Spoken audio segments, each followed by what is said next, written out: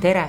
Tänases videos me räägime käitumisprobleemidega lastest, just sellest, kui käitumisprobleemiga laps on sinu klassis või teie koolis, et kust alustada sekkumistega, mis on need sekkumiste alustalad, mida meeles pidada ja mida võib-olla mitte teha. Et mina olen selle teemaga kokku puutunud oma psühholoogi töös juba mitukümmend aastat, on palju asju, kus ma olen õnnestunud, mitmed asjad, kus ma olen ebaõnnestunud ja sellest lähtuvalt olen ma koostanud siis selliste sekkumiste püramiidi, mida me ka täna koos läbi vaatame.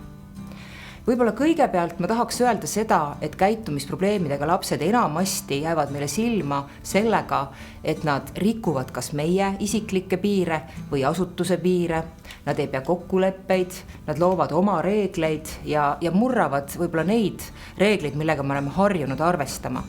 Ja selle tõttu tavaliselt alustataksegi ka sekkumistega siis reeglitest, piiride kehtestamisest, aga selles püramiidis, mida ma teile täna tutvustan, on nendel küll oma koht, aga algus ei ole üldse seal.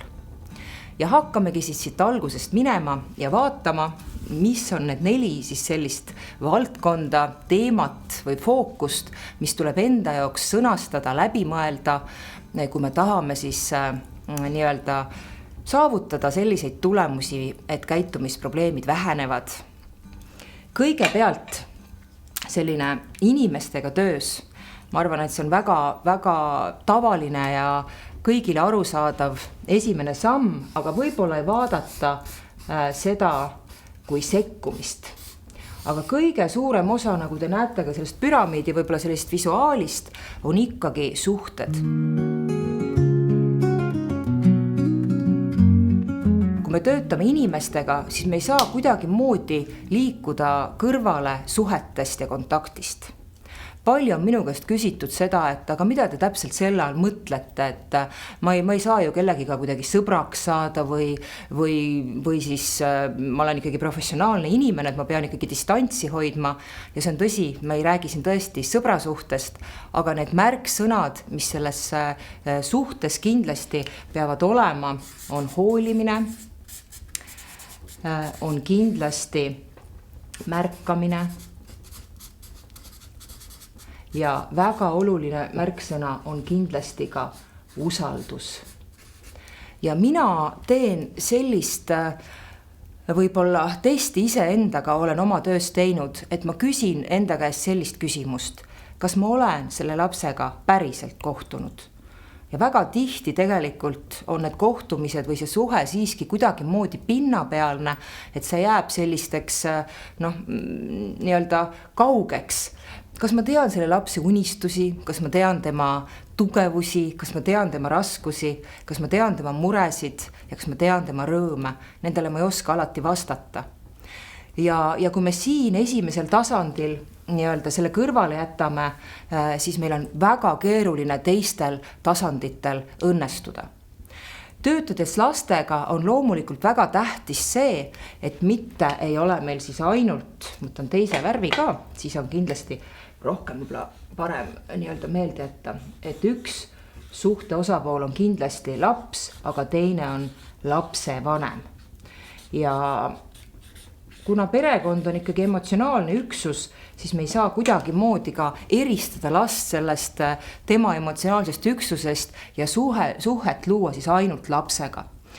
Lapse vanemate puhul on minu juures võib-olla olnud kõige keerulisemaks see, et teinekord põrkuvad väärtused, teinekord põrkuvad ka võib-olla sellised minu hinnangud.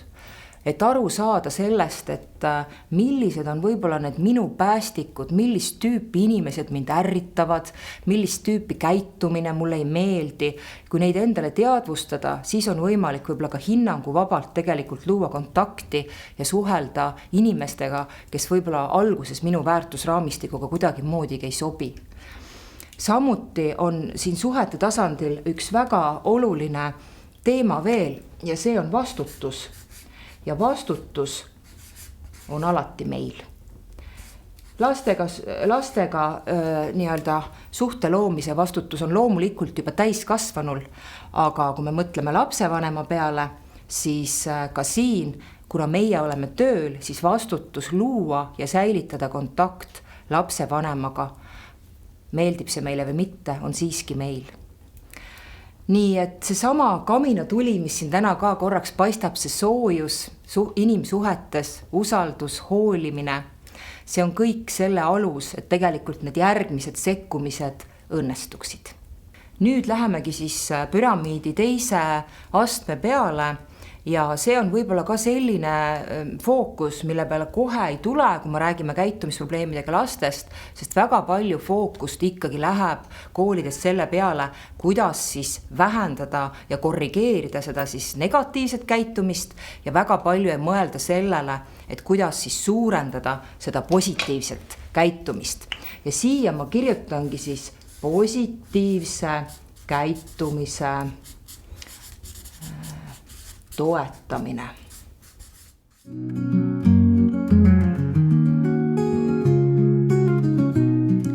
Mida ma tahaksin siia kohe alguses lisada, on see, et minu kogemuses on kindlasti nii, et kõik lapsed tegelikult tahavad täiskasvanule meeldida. Nad tahavad oma vanematele meeldida ja nad tahavad meeldida ka oma õpetajatele. Ja nad teevad tegelikult väga palju neid asju, mida me nendelt ootame. Nad ei tee seda võib-olla piisavalt pikalt ja võib-olla ka piisavalt efektiivselt ja piisavalt hästi, aga nad kindlasti seda teevad. Nii et positiivse käitumise toetamise juures esimene asi, mis kindlasti siis on väga oluline, on see, et märka seda käitumist, mida sa tahad veel näha. Ja neid ei saa olla väga palju. Mitte niimoodi, et sul on 20 erinevat asja, sest tihti on ju väga palju neid asju, mida me tahame, et need lapsed muudaksid, aga valid välja võib-olla 2. No näiteks, kui sa tahad, et ta kuulaks tunnis, siis sa hakkad märkama neid hetki, kui ta kuulab. Ja need hetked on võib-olla tõesti ainult hetked. Kui sa tahad, et tal oleksid asjad kaasas, sa hakkad märkama neid päevi, kui tal asjad on kaasas. Kui sa tahaksid, et ta oleks sõbralik oma klassikaaslastega, siis sa märkad neid hetki, kui ta on sõbralik. Ja siin just ongi rõhk võib-olla ka sellel hetke märkamisel, sest enamasti me kuidagi moodi nagu eeldame, et need positiivsed käitumised võiksid olla kõigile väga, väga kaugele nähtavad, aga teinekord see ei ole nii.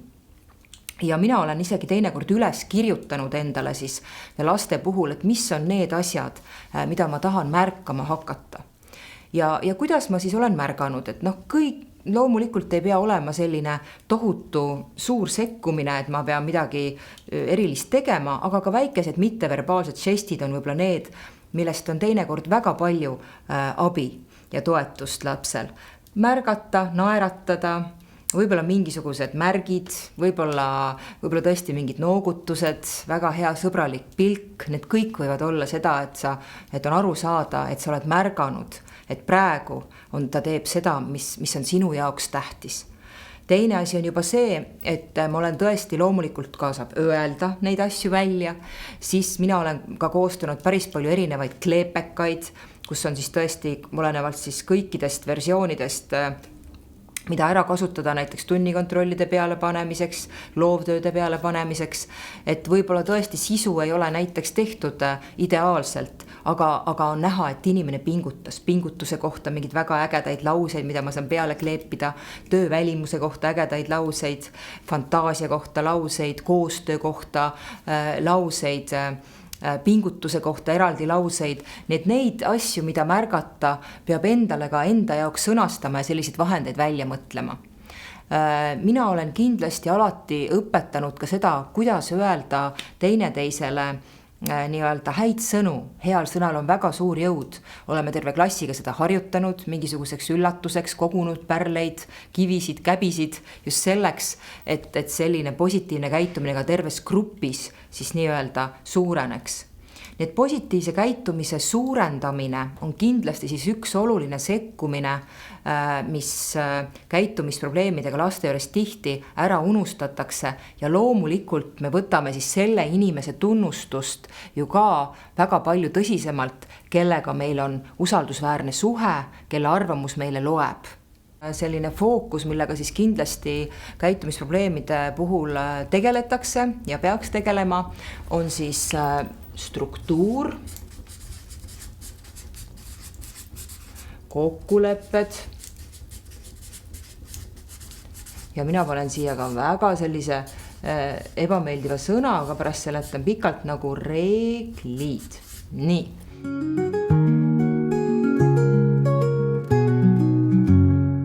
Ja kui me räägime nüüd käitumisprobleemidest, siis minu jaoks on siin alati üks oluline metafoor, mis selle juurde käib. Ja see metafoor ütleb seda, et kord minu ümber aitab luua korda minu sees.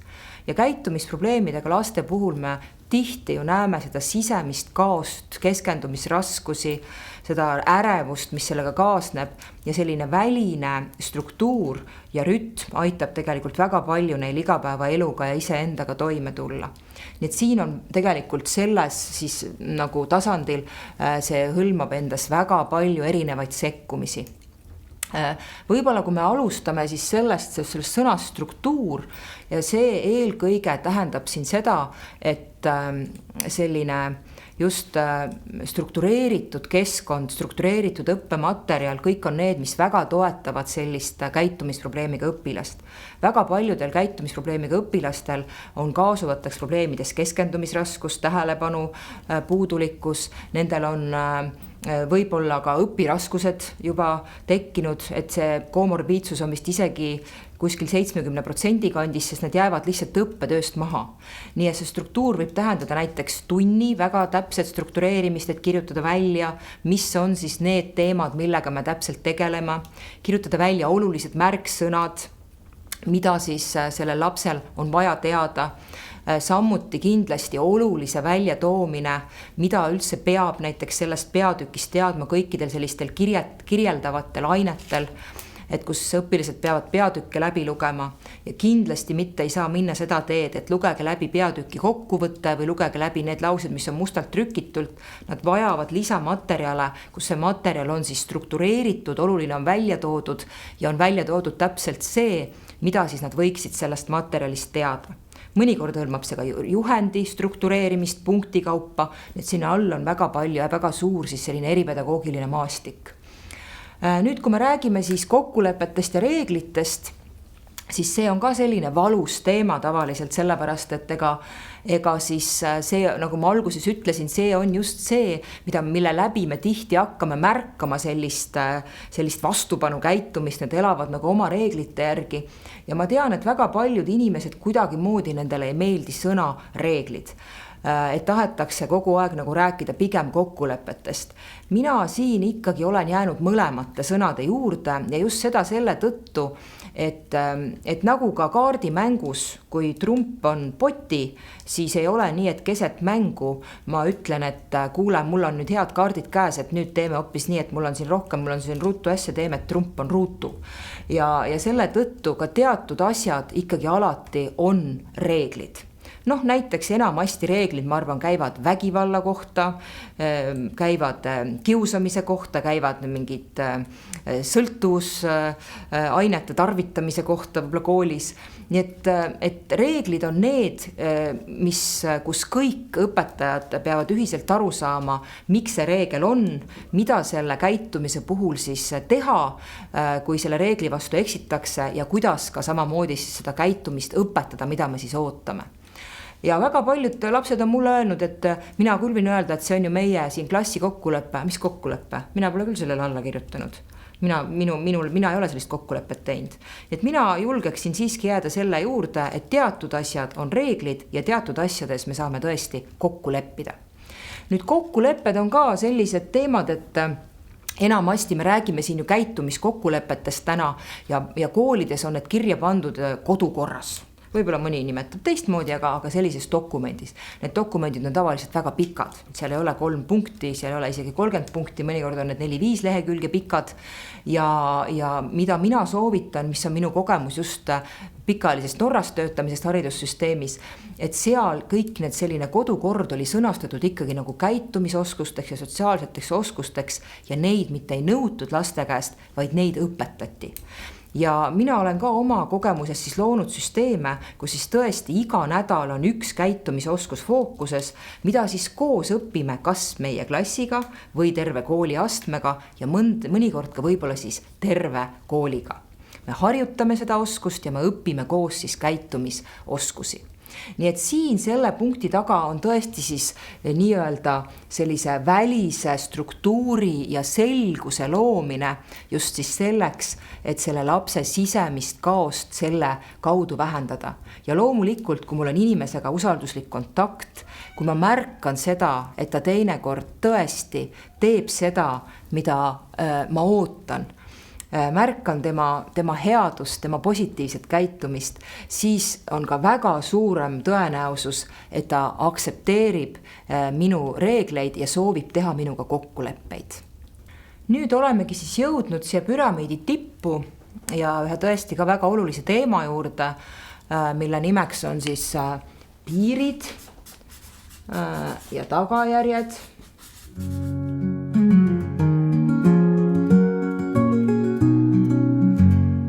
Ja nagu te ju arvata võite, siis piiride kehtestamise oskus on üks väga oluline oskus tegelikult töötades siis käitumisprobleemidega.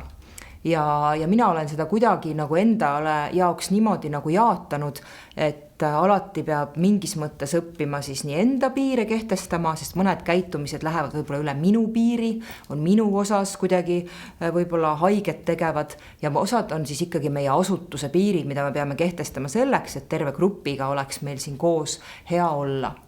Ja samuti on teema siin ka tagajärjed, see tähendab seda, et räägitakse ju ikka sellest, et mingit tagajärg ei ole, kõik lihtsalt siin lahmivad, käituvad, teevad, mis nad tahavad, mingisuguseid adekvaatseid tagajärgi pole ja natukene siis räägimegi sellest, et kuidas siis nende teemadega tööd teha. Nüüd tagajärgede puhul on kindlasti oluline see, et vältida seda, et tagajärjed ei oleks nii-öelda ikkagi otseselt karistuslikud. Ja mis see siis, kuidas seda vahet nagu teha, mis see tähendab? Ja see tähendab siis eelkõige seda, et kui tagajärg peab olema kuidagi moodi ikkagi mingisuguse teoga seotud. Et mitte näiteks niimoodi, et kui sul on, ütleme, näiteks sa segad tundi ja siis sa pärast nii-öelda pead, ma ei tea, riisuma lehti. Et need nagu väga omavahel seotud ei ole või kui sa oled kedagi tõsiselt solvanud, et siis sa pead, ma ei tea, tegema ekstra matemaatika ülesande. Nii et siin on muidugi ka väga palju tõesti õppida taastava õiguse põhimõtetest, kuidas just siis heastada see tegu, mida ma olen teinud. Ja ennetavalt loomulikult on ka see karistuslikkuse teema siis minu jaoks lahendatud niimoodi, et kui ma olen kokku leppinud selle, et kui me teeme nii, siis on nii. Ja kui me juhtub hoopis nii, siis on nii. Et siis kui inimene teab, mis on selle käitumise tagajärjed, ta saab teha nagu omad valikud. Ja mõned inimesed valivad teinekord ka tõesti sellise valiku, mis meile ei sobi, aga siis nad ka teavad, mis on selle käitumise tagajärg. Tagajärgede teema juures on minu jaoks olnud ka tähtis see, et mõista seda, et ka nendel käitumistel, mis need lapsed teevad, ka alati on mingi positiivne tagajärg nende jaoks.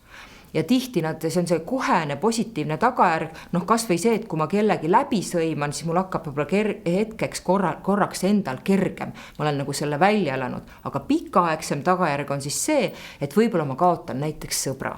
Nii et see või usalduse ja selle tõttu ka see kohene tagajärg ja pikaaegsem tagajärg, sellega päris palju olen ma tööd teinud just selle tagajärgede siis maastikul. Piiride juures samamoodi, kui me vaatame, et siin on nii laps kui lapsevanem ja kogu selles süsteemis ikkagi armastus ja piirid mängivad mingis mõttes sellist ühtset tervikut, siis ka siin kindlasti jooksevad kokku nende kõikide siis sammude see, et mida vajab lapsevanem ja mida laps. Ka lapsevanem võib vajada teatud piire või mõista teatud kokkuleppeid ja ka samas tunnustamist ja samamoodi laps. Kui me nüüd vaatame seda kogu terviksüsteemi, siis enamasti on minu kogemus see, et kõikide nende teemadega tegelikult alati tegeletakse. Aga palju näen millegipärast seda, et see püramiid on nagu tagurpidi. Et alustatakse siit tipust, et kui hakkab siis mingisugune keeruline käitumine ilmuma, mõeldakse kohe tagajärjed välja, öeldakse piirid välja, siis hakatakse meelde tuletama, mis on meie kooli reeglid, miks nad sellised on, kuidas tuleb asju teha. no kui midagi väga positiivset on, siis heal juhul ka korraks märgatakse ja suheldakse nende inimestega, kes siis neile meeldivad või siis on muidu toredad inimesed. Nii et kõige olulisem võib-olla selle sekkumiste juures ongi see, et tegelikult see püramiid lükata õiget pidi. Just see, et alates sellest, et kui on väga keerulise käitumisega laps, kuidas ma saan kontakti temaga, tema perega, kuidas ma loon usalduse, mis on see, millest ta juba on väga hea, mida ma saan suurendada, mida ma peaksin rohkem märkama, mis on sellised nii-öelda lähimas arengutsoonis need võimalused, kuidas ma aitan tal struktureerida seda, mis on tema ümber, et tal oleks kergem nii-öelda toime tulla ja kuidas õpetada talle seda, neid ootusi, mida me siin koolis nii-öelda ootame, millised on need tagajärjed ja kust lähevad need piirid. Et just sellises suunas on minu töös võib-olla siis kõige olulisem enda jaoks kokku leppida, et kõik need on sekkumised ja et see sekkumine oleks tasakaalus. Aitäh!